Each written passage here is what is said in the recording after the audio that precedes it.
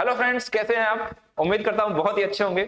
बहुत इंतजार के बाद आपके लिए वो घड़ियां नजदीक आ रही हैं और ये इंफॉर्मेशन मैं आपके लिए लेकर आया हूं राजस्थान सहकारी विभाग से। क्वेश्चन आ रहा था, सर विज्ञप्ति कब आएगी, विज्ञप्ति कब आएगी, और मैं भी आपको यही आंसर दे पाता था जो मेरे पास था कि विज्ञप्ति जल्दी आएगी, क्योंकि आपका ओबीसी आरक्षण वाला मुद्दा जो सबसे बड़ा हर्डल था वो अब जल्दी ही निकल चुका। और मेरी जो बात हुई थी वो सारी बात मैं आपको टेलीग्राम पे तो बताता ही रहता हूं, पर वीडियो में आज मैं आपको बता दूंगा। तो मैंने आपको इंफॉर्मेशन दे ही दी थी, इतने में ये इंफॉर्मेशन आई है आपके पास। 10 दिसंबर की इंफॉर्मेशन है। हालांकि वीडियो बनाने में थोड़ा सा देर हुई है मुझे, पर टेलीग्राम पे मैंने ये इंफॉर्मेशन शेयर कर दी थी। लास्ट टाइम जब इंफॉर्मेशन आई थी 557 पदों पर आई थी, बट अब ओबीसी वाले मुद्दे को सॉर्ट आउट करने के बाद इन्होंने बोला है कि 551 पदों पर, ठीक है, या तो ये टाइपिंग मिस्टेक है, हो सकता है ये 557 नहीं हो, या फिर ये पदों को ऊपर नीचे थोड़ा बहुत हुआ है। 551 पदों पर भर्ती की विज्ञप्ति जारी होगी। और ये किसने बोला है? इनकी एमडी पहले भी बोल चुके थे, बट वो ओबीसी वाला मुद्दा 2 ढाई 3 महीने हमारे एक्स्ट्रा ले गया बीच में।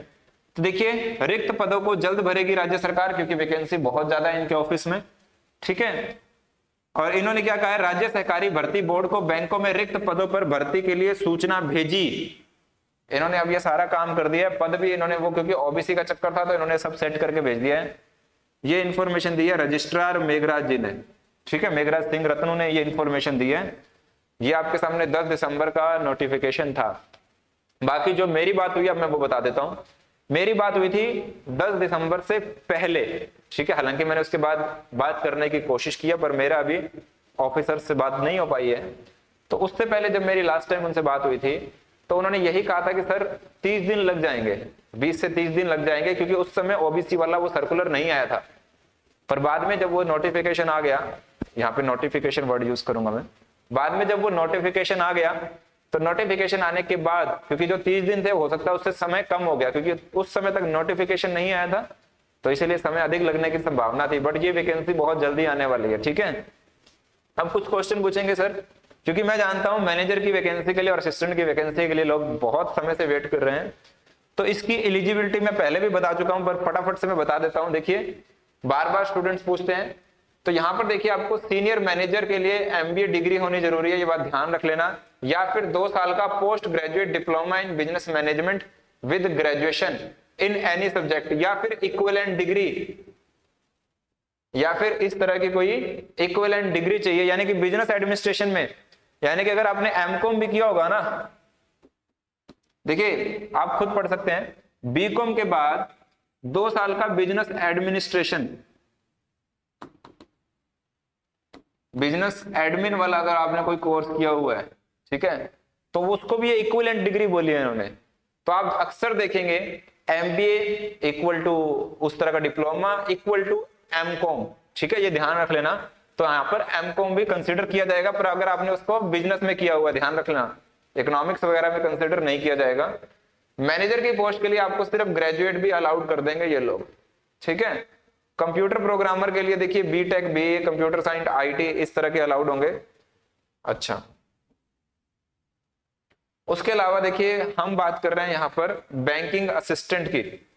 देखिए हमारे पास ज्यादा स्टूडेंट ऑलरेडी एनरोल कर चुके हैं जो मैनेजर के लिए और असिस्टेंट के लिए, तो ज्यादातर मैनेजर के लिए ट्राई कर रहे हैं और असिस्टेंट के लिए ट्राई कर रहे हैं, तो हम उन्हीं की बात करेंगे। ग्रेजुएशन चाहिए, यहाँ पर कोई परसेंटेज का चक्कर नहीं है, और कंप्यूटर की नॉलेज कंपलसरी है, ठीक है, कंप्यूटर की नॉलेज कंपलसरी है, यानी कि वो आपके पास कंप्यूटर का कोई ना कोई डिप्लोमा आना चाहिए। एज लिमिट की जब यहाँ बात करते हैं तो ध्यान देंगे, यहाँ पर जो एज है वो 18 से 40 साल रखी गई है। 2019 में लास्ट बार वैकेंसी आई थी, ठीक है। मैंने एक लिंक, एक ड्राइव बनाई है जहां पर ये सारी इंफॉर्मेशन शेयर करी हुई है, तो आप टेलीग्राम पे जाकर उस लिंक को भी कंसीडर कर सकते हैं और उस पे जाके आप सारी इंफॉर्मेशन आपको वहां मिल जाएगी। सिलेबस देखिए, सीनियर मैनेजर और मैनेजर के लिए English, quant, reasoning, GK of Rajasthan, computer knowledge, accountancy और कोऑपरेटिव।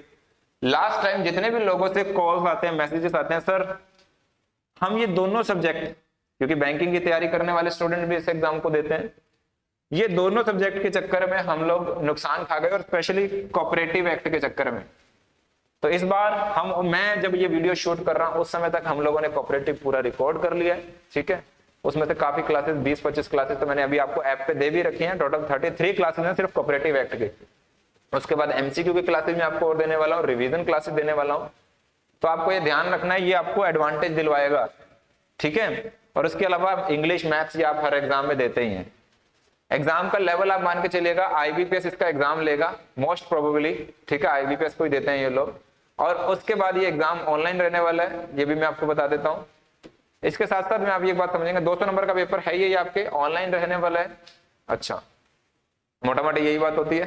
हाँ, तो यहाँ पर देखिए मैनेजर और सीनियर मैनेजर में 70 मार्क्स का ये रहने वाला है, तो आप इसको लूज नहीं ले सकते और इसकी तैयारी आप हमारे साथ कर सकते हो, ऑलरेडी आप ऐप में विजिट कर सकते हो। कंप्यूटर प्रोग्रामर में English, numerical, reasoning, general, professional knowledge, इस तरह के सब्जेक्ट रहने वाले हैं, ठीक है। बैंकिंग असिस्टेंट की जब मैं आपसे बात करता हूँ, English, quant, reasoning, GK, computer, accountancy और राजस्थान, इसमें देखिए आप टोटल 35 मार्क्स का ये कंटेंट रहने वाला है और उसमें 70 मार्क्स का था, ठीक है। और आप एक ही साथ दोनों एग्जाम की तैयारी कर सकते हैं हमारे साथ, यानी कि फी एक एग्जाम की तैयारी दोनों की हो जाएगी, ठीक है। अच्छा, उसके बाद में स्टेनो के लिए हम लोग बात नहीं कर रहे हैं। सिलेबस में देखिए इंग्लिश सेकेंडरी लेवल की रहने वाली है, ठीक है। Quant all India nationalise bank जो क्लर्क का एग्जाम रहता है वैसे ही रहने वाला है। रीजनिंग सेम बैंक लेवल की रहने वाली है, क्लर्क लेवल की। Numerical ability same clerk level की रहने वाली है। जीके जो है वो राजस्थान का जीके स्पेशली इन्होंने फोकस किया हुआ है। General interest and awareness about major economic, social, political, cultural, literary, scientific aspect, ठीक है। और यहाँ पे मान के चलिएगा राजस्थान को अच्छी खासी इंपॉर्टेंस देते हैं। कंप्यूटर बेसिक कंप्यूटर है जो कि मैंने आपको ऑलरेडी प्रोवाइड कर दिया है, यहाँ पे कंप्यूटर कोई बहुत ज्यादा हाईफाई नहीं है।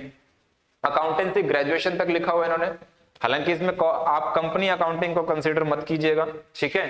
कंपनी अकाउंटिंग और पार्टनरशिप को इस एग्जाम के लिए कंसीडर हमें नहीं करना है। पिछली बार तो नहीं आया था देखिए, हालांकि मैंने आपको लेक्चर दे दिए, अगर आप पढ़ना चाहें तो पढ़ सकते हैं, बट पिछली बार नहीं आया था।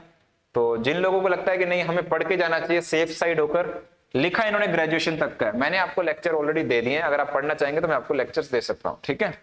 राजस्थान कोऑपरेटिव एक्ट जिसको हम बेहतरीन तरीके से लो को कर चुके हैं, अब उसकी रिवीजन कर रहे हैं और रिवीजन के साथ इसके एमसीक्यूज भी कंसीडर कर रहे हैं। यहाँ पर ये सारा कंटेंट आपको मिल जाएगा। मैं आपको बता रहा हूँ लीड यही दिलवाएगा। लोग अक्सर कह रहे हैं कि पिछले मैं 1 मार्क्स से रह गया था, 2 मार्क्स से रह गया था, ठीक है। 5 ऑप्शन के क्वेश्चन आएगा, 0.25 मार्क्स आपका कटेगा, ठीक है। 33% और 28% मार्क्स लाना मिनिमम आपके लिए जरूरी है, ये बात इन्होंने बता दी है यहाँ पर। उपभोक्ता भंडार की सेम टाइम पे वैकेंसी आ रही है, पहले बैंक की आएगी फिर उपभोक्ता भंडार की आएगी। मैंने सिर्फ यहाँ पर इसका सिलेबस कंसीडर किया आपके लिए। 100 मार्क्स का पेपर रहेगा, 120 मिनट मिलेंगे आपको, सिर्फ मैथ, जीके और आपका राजस्थान कोऑपरेटिव एक्ट आने वाला है इसके अंदर, ठीक है। ये बात आपको ध्यान रखनी है। 20 मार्क्स का ये रहेगा कोऑपरेटिव एक्ट और 40-40 मार्क्स का ये कंटेंट है। तो ये पोस्ट आपकी हो सकती है, मजे से आप बैठेंगे।